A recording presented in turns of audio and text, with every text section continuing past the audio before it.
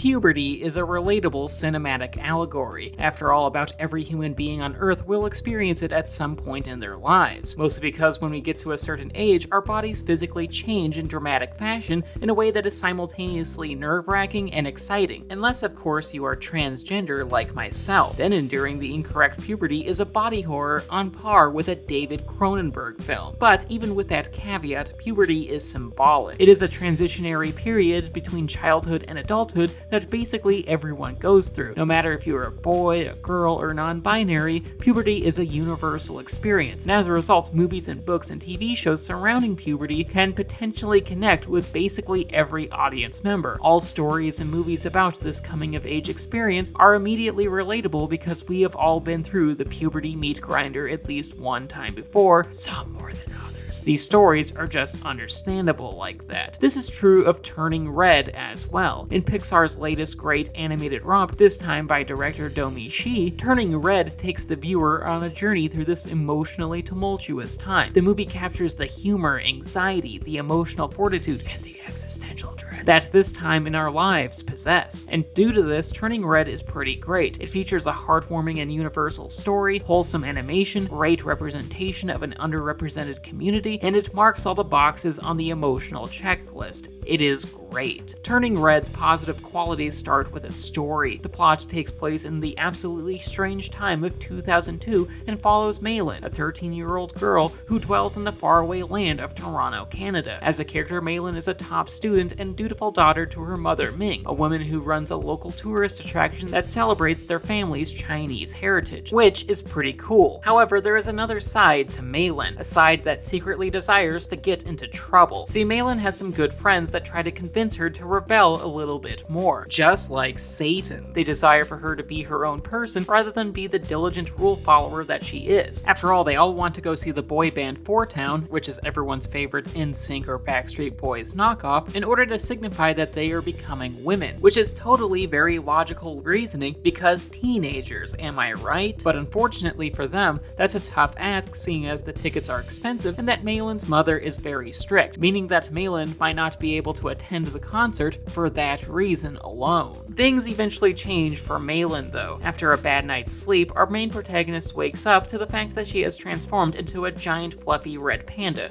which naturally causes her to panic, for obvious reasons. Though with that being said, Malin eventually does learn that she can turn back into her human form by remaining calm. See, any form of intense emotion, whether it be excitement, sadness, or anger, will cause her to transform into the red panda. And with that, Malin must navigate her feelings, her friendships and familial relationships, and discover what she truly desires. The puberty allegory is pretty terrific here. In fact, Malin's transformations into a red panda really parallel how puberty feels. As many of us know, puberty is an emotionally confusing time. Our body dramatically changes over time, and honestly, we are confused with how we feel. After all, like Malin, family might shame our bodies, but our friends might want us to embrace our new characteristics. In a way, we all felt like monstrous creatures. Hell, I felt like the creature of the Black Lagoon, and Turning Red really captures this mood in a literal sense. Malin is literally transforming into a different creature, and her family shames her panda body, all while her friends try to celebrate it, which causes Malin to have mixed signals. She is confused and doesn't know what she really wants for herself. This makes for a terrific character arc. Seeing as Malin starts the film as a personal mess, she has a lot of room to grow and experiment with herself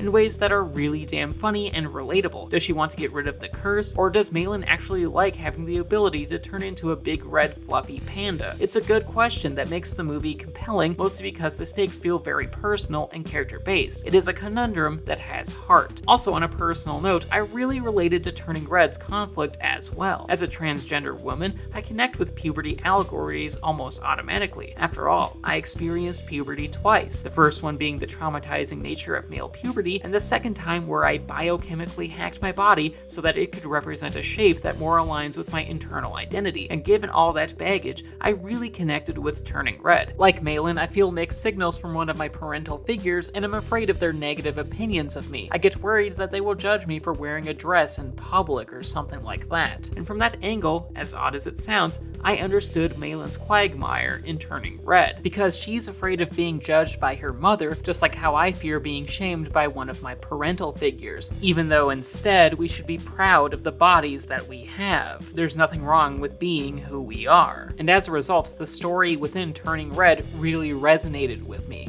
It hit home. Turning Red's representation angle is fantastic as well. For one thing, it's very much a story about female puberty. While puberty narratives are universal, Turning Red is admittedly a female-centric story. Hell, it even references periods. The movie is literally called Turning Red after all. But the film mentions periods in a way that drops the shame and stigma that surrounds them. And honestly, that is very empowering. Because truly, so many parents are terrified of broaching the topic of menstruation, yet Turning Red portrays female puberty, and by extension periods, as being a regular and natural thing that more than half the population of the world experiences. It is normal.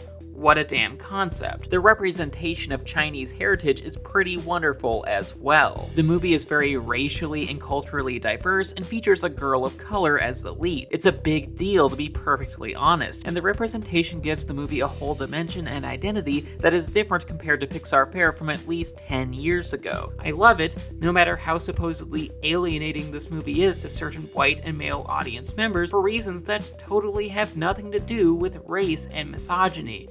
Totally. By the end, Turning Red is a wonderful cinematic experience. It hits you on an emotional level, it's charming, humorous, and a tearjerker. The movie features a nice fantastical allegory that reflects a very personal time in our lives, its representation is great, and it conveys a very universal story. In more ways than one, Turning Red is pretty damn great, and is easily among modern Pixar's best films. And much like puberty itself, Turning Red will have you running an emotional gauntlet. See ya. And with that was the video. I hope you enjoyed it. Please leave a like rating, share, subscribe, ring the bell, and leave a comment telling me what you think of Turning Red. Also, please consider checking out my Patreon page. $1 a month allows you to join my Discord server, and $5 a month allows you to start making review requests. The link to the Patreon is in the description. And speaking of Patreon, I just want to thank my patrons, especially my high tier ones, and David, Samantha, Devlin, Mom, and Morgan. Thank you so much for supporting what I do. Love y'all.